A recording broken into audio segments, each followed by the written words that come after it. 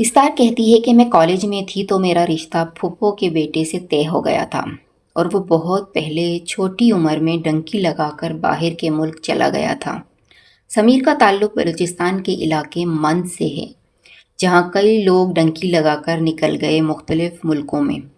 समीर भी इसी तरह निकल गया था और वो वहाँ जाकर कामयाब हो गया। उसको 16 साल लगे उसके डॉक्यूमेंट्स बनने में और अब वो फ्रांस में सेटल हो गया है। पहले वो मज़दूर था, मज़दूरी करता रहा, फिर वो उसने अच्छा कारोबार किया। इस तरह उसके घर वाले मालदार हो गए। समीर पाकिस्तान आया तो मेरी शादी हो गई। पहली रात ही समीर ने एक लंबी चौड़ी तकरीर की और कहा कि पहली बात यह है कि तुम्हारी कोई मर्ज़ी नहीं चलेगी, सारी मर्ज़ी मेरी होगी, सारे अहकामात मेरे होंगे।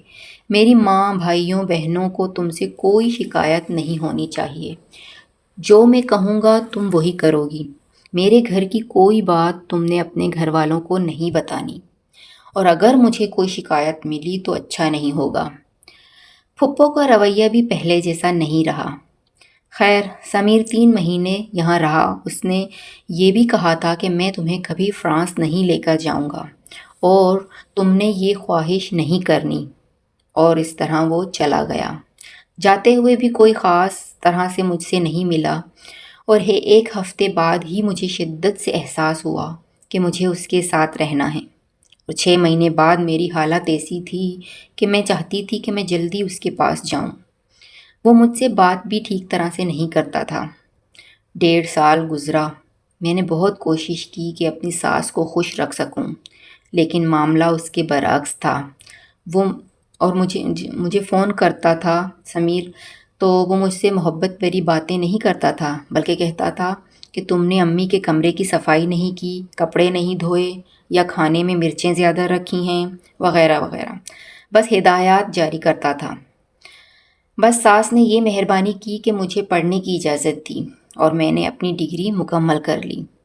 2 साल बाद जब मैंने अपने शौहर का अच्छा मूड देखा तो मैंने उनसे कहा कि आप पाकिस्तान आकर सेटल हो जाएं। अल्लाह का दिया हुआ सब कुछ है, या फिर आप देख लें, आप मुझे अपने पास बुला लें। मुझे आपकी बहुत याद आती है। उसने मेरी बड़ी तज़लील की। उसने इस बात को इतना ख़राब लिया। अभी 5 मिनट गुज़रे थे कि सास ने भी मेरी दुर्गत लगाई। अगले दिन उन्होंने मेरे वालिदैन को बुलाया और कहा कि इसने बहुत बुरी और घटिया बात की है। मैं हैरान थी कि क्या ये गलत बात है कि मैं उनके पास जाना चाहती हूँ। खैर, मैंने अपनी दोस्तों से बात की तो उन्होंने मुझे मशवरा दिया कि तुम मास्टर्स के लिए दाखिला ले लो और पेरिस चली जाओ। चूँकि शौहर बहाने ये कर रहा था कि कागजात में मसला है वगैरह, वो खुलकर बात नहीं करता था। मैंने अपने वालिदैन से बात की और एक यूनिवर्सिटी में अपना दाखिला करवाया, जिसके पैसे भी मेरे वालिदैन ने ही दिए। जब मेरी सास ने ये बात समीर को बताई तो उसने इस कदर गुस्सा किया। मैंने समीर से कहा, देखें, मैं आपके पास होंगी, आपको घर का खाना मिलेगा, आपको घर का सुकून मिलेगा, और मैं पढ़ाई के बाद वापस आ जाऊंगी। उसने इस बात पर भी गुस्सा किया और कहा, अगर तुमने ऐसा किया तो मैं तुम्हें छोड़ दूंगा। अब मेरे पास कोई चारा नहीं था कि मैं वहाँ जाऊँ, इसलिए मैं चली गई पेरिस। मैंने उसको फ़ोन किया। उसने बहुत बुरे बुरे अल्फाज बोले। मुझे सास ने भी फ़ोन करके बहुत बुरा भला कहा। मैं समझी आहिस्ता आहिस्ता ठीक हो जाएगा, लेकिन 2 साल मुसलसल मेरी कोशिश के बावजूद समीर के दिल में नरमी नहीं आई। 1 साल के बाद सिर्फ इतना हुआ कि मैं उसके घर चली गई। उसके लिए खाना पकाती थी, कपड़े धोती थी, मुझसे बात भी सही तरह नहीं करता था। मैं तैयार होती थी, वो मुझे देखता भी नहीं था। जब मेरी डिग्री मुकम्मल हो गई तो उसने मुझे कहा, अब तुम वापस जाओ। मैंने कहा, मैं यहाँ सिर्फ आपकी मोहब्बत के लिए आई हूँ, जो आपने मुझे नहीं दी। बराए मेहरबानी मुझे मेरा हक दें, मैं ऐसे नहीं जाऊँगी। उसको कोई फ़र्क नहीं पड़ता था। कुछ दिन बाद मुझे बहुत अच्छी अच्छी जॉब्स की ऑफ़र्स आ रही थी।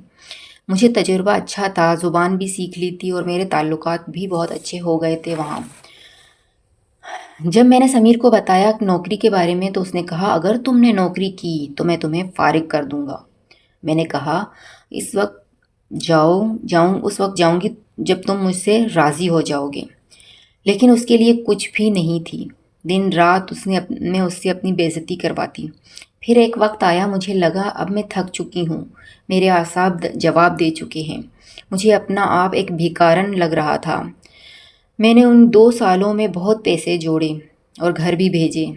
جب اینڈ ہو گیا، ایک دن سمیر نے مجھے بٹھایا اور کہا، دیکھ لو، یا تو واپس چلی جاؤ یا پھر میں تیرا فیصلہ کرتا ہوں، لیکن اگر واپس نہ گئی تو میں تجھے طلاق دے دوں گا۔ یہاں مجھے لگ رہا تھا کہ استار، اگر تو گئی تو تو ہار جائے گی اور جیتنے کے لیے کچھ نہیں رہا۔ پھر میں نے ایک دن بڑے اچھے اچھے کھانے بنائے۔ کھانے کے بعد میں اس کے پیر پکڑ کر بیٹھ گئی۔ میں نے کہا، سمیر، خدا کے واسطے مجھ پر رحم کرو، میں تمہاری بیوی ہوں، تم میرے کردار کو جانتے ہو، میں نے تمہارے لیے اتنا بڑا اسٹیپ لیا، مجھے میرا شوہر لوٹا دو۔ تم ایک دفعہ مجھ سے راضی ہو جاؤ، میں واپس چلی جاؤں گی۔ سمیر نے کہا، نہیں، تم یہاں سے جاؤ گی۔ وہ ٹھوکر مار کر چلا گیا اور سو گیا۔ اب میں نہ چاہتے ہوئے بھی 15 دن بعد کی میں نے ٹکٹ کروائی، لیکن 3 دن بعد میں نے پھر کوشش کی، بہت سے لوگوں کو درمیان میں کیا، باتیں کی۔ اب میری فلائٹ کو 3 دن تھے۔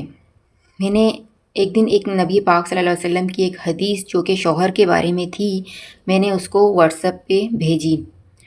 آخری دن جب میں نے اپنی تمام پیکنگ کی ہوئی تھی جانے کے لیے، وہ آیا اور میرے سامنے بیٹھا اور میرے دونوں ہاتھ پکڑ کر کہا، ناراض ہو؟ میں نے بہت ظلم کیا ہے تمہارے ساتھ۔ میں نے کہا، نہیں، آپ کا حکم ہے، میں جا رہی ہوں۔ تو اس نے کہا، نہیں، تم نہیں جا رہی۔ اس نے ٹکٹ پھاڑ دیے اور کہا، استار، مجھے احساس ہو گیا، حدیث پاک نبی صلی اللہ علیہ وسلم سننے کے بعد میرا دل موم ہو گیا، میں نے واقعی تمہارے ساتھ زیادتی کی ہے۔